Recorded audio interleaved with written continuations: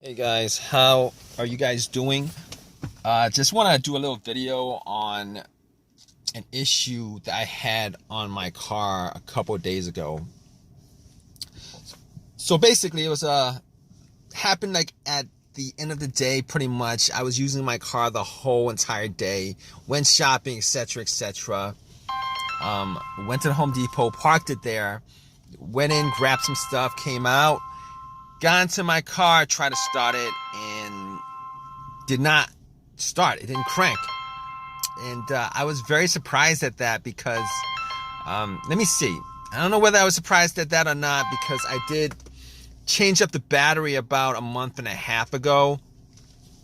So I was a little bit surprised that happened because I had that issue happen, about a month ago when I had to go out and change up the battery. Pretty much the same situation, kind of, but kind of not.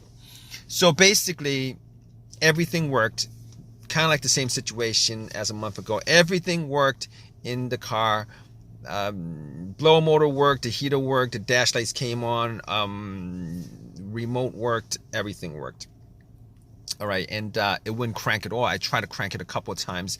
It would not crank at all. Just heard a click every single time I try to, start it. I just heard a click every single time.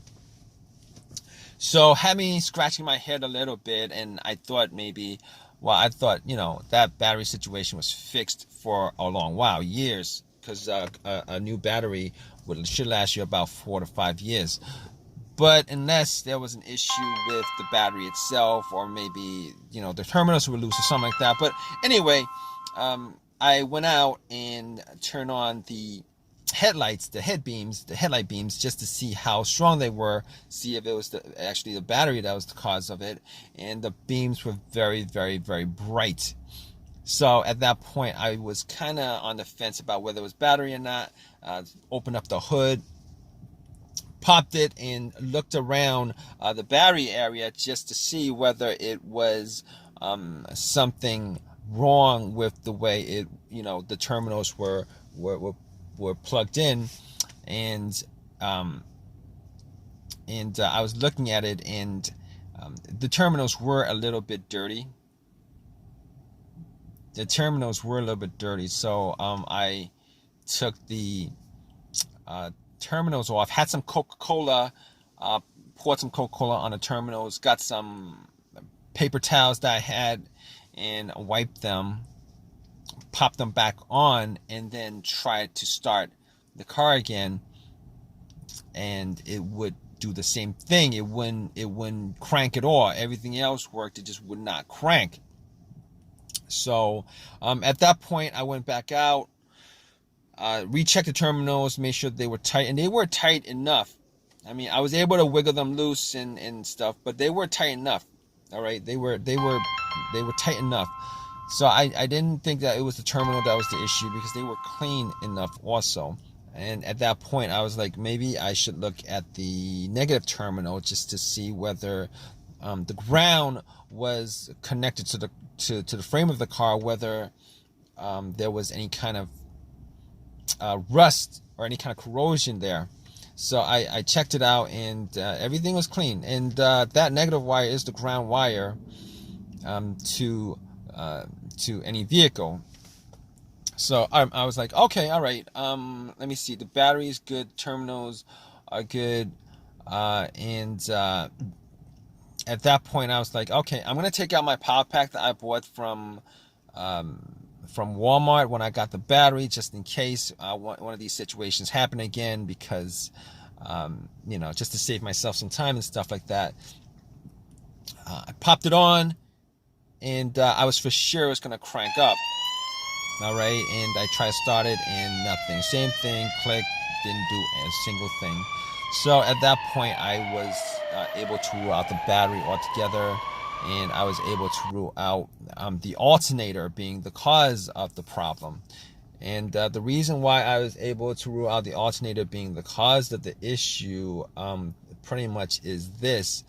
If there was an alternator issue that was causing a problem with the car not being able to charge the battery, etc., etc., just jumping it would have just jumped you know, it would have cranked over, it would have ran, etc., etc. But obviously, I'm making this video, you know, that didn't happen. So I was like, okay, that's probably not the issue at all. So I was able to rule out the alternator, the battery, the ground wires, the terminals, which for the most part, many times, those would be the main issue of something like this. So at that point, I was scratching my head over it. I was thinking, what else could it be? I mean, could it possibly be, you know, something wrong? And I did have a check engine light, and I know that check engine light was for emissions, all right? But I had an OBD2 reader, you know, one of these $19 OBD2 readers that you can get at Walmart, and I plugged it in. I'm pretty sure it wasn't anything as far as, you know, the computer was concerned, but just to make sure, I plugged it in and ran the OBD2. It ran straight through, read it. Obviously, that check engine light for emissions popped up, but nothing else popped up. So at that point, I was able to rule out a bunch of other things. The computer itself, I was able to rule out, since it actually read the whole entire ECU, the car's computer. It was able to read that, so I could just rule that out. I was able to rule out anything else that may have a sensor that would cause it, but I'm pretty sure with a no start, no crank situation, it really doesn't have that much to do with sensors, as far as the mass airflow sensor, the throttle position sensor, crankshaft, and all that stuff, because normally those things going out, it would actually create a situation where you could crank up your car, but you just wouldn't be able to start it. So anyway, at that point, I was left with a couple of things. I was left with a couple of things that I could try to figure out whether, you know, whether I could fix it or not. And a couple of those things would be the fuses and the relays. Now, I opened up the fuse box and, you know, checked out the fuses just to make sure that there weren't any kind of brownish tint to any of the fuses, just to give an indication that fuse was blown. Just this, I wasn't able to smell anything that was burned, though. So basically, I knew that it wasn't, you know, that, and I couldn't pick it up. I didn't have a fuse tester with me, so I couldn't pick it up if any of the fuses had issues. But from eyesight alone, I could tell that none of them were probably the problem. But I can recall two cases where I've had issues with this kind of situation, where I had a no crank, no start, where the fuse was the cause of it. One of those situations was with an Acura, and the main fuse of that car was blown.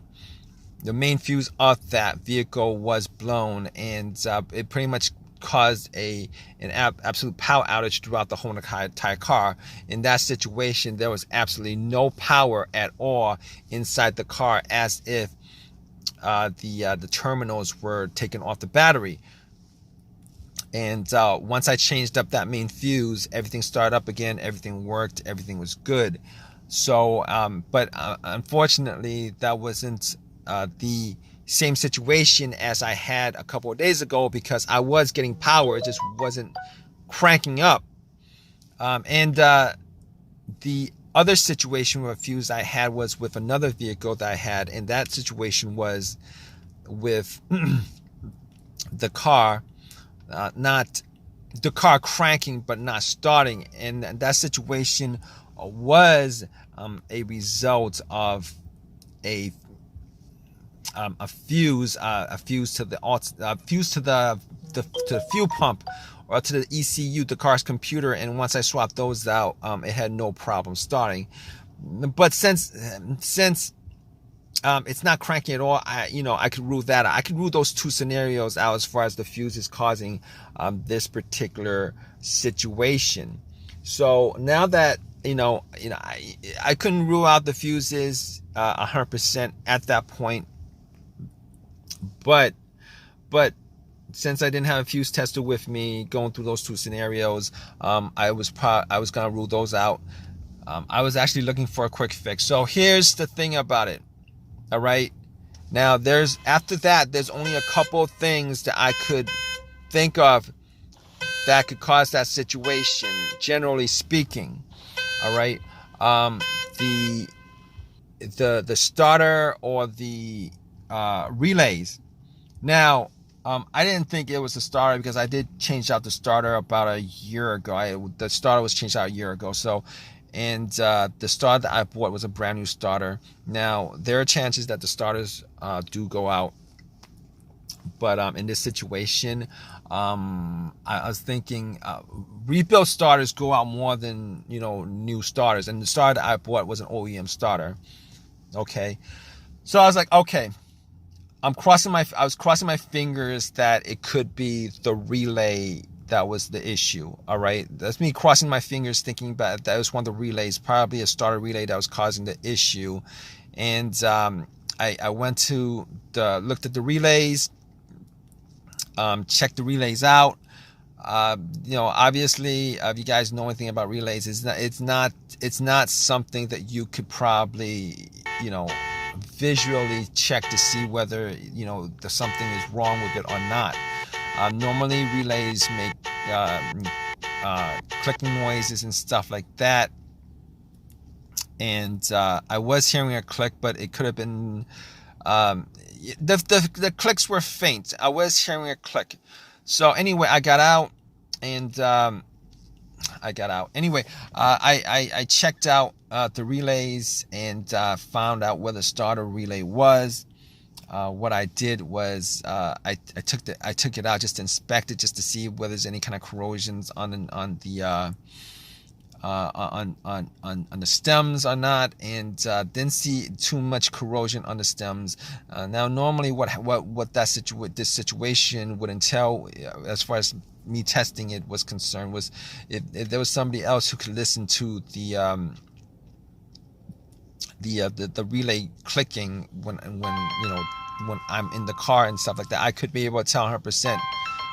Probably not 100%, but whether that was the issue or not. But what I did was, instead of doing that, I checked for another relay that had the same.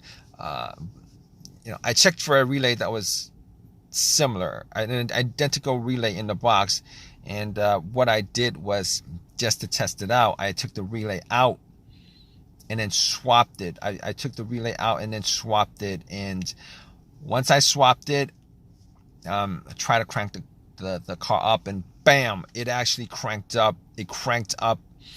It started.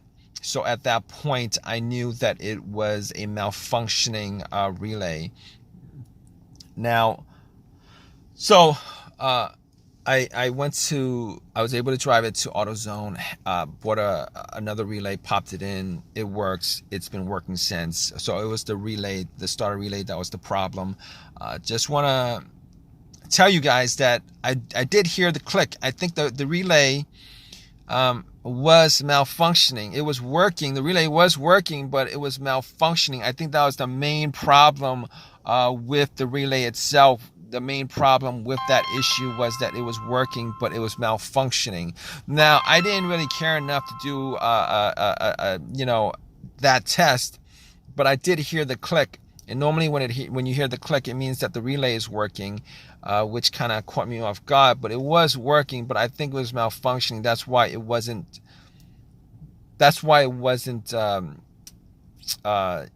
starting the vehicle, starting the car. So at that point, if you guys are in this situation, I'm sure you guys are, if you guys are watching this video, if you guys want a quick fix for it, Hopefully you guys do get one of these quick fixes like I had.